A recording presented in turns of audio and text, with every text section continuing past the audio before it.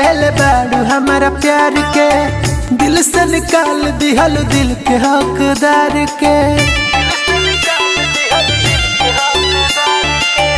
गजब के तोहफा देल बाड़ू हमारा प्यार के, दिल से निकाल दिहल दिल के हकदार के। तू भले नफरत करा करे जहाँ मरा तो प्यार करही के बाद मर जाइब तोहरे याद में, एक दिन तो मरही के बाद मर जाइब तोहरे याद में, एक दिन तो मरही के बाद।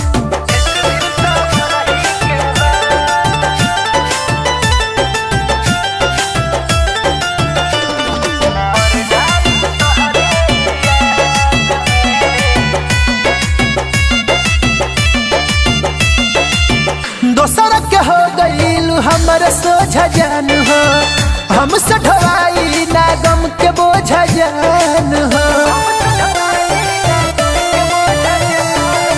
दोसर के हो गईलू हमर सोझा जान हो, हमसे ढवाई ना गम के बोझा जान हो। तोहरा तो पियवा के सेनुर लगा के गली में अब चढ़ही के बाद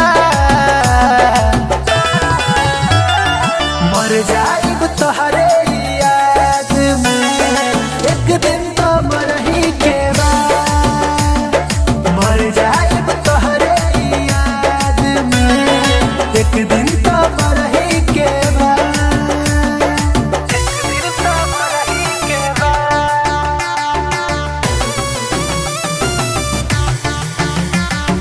मर जाइब तोहरे याद में।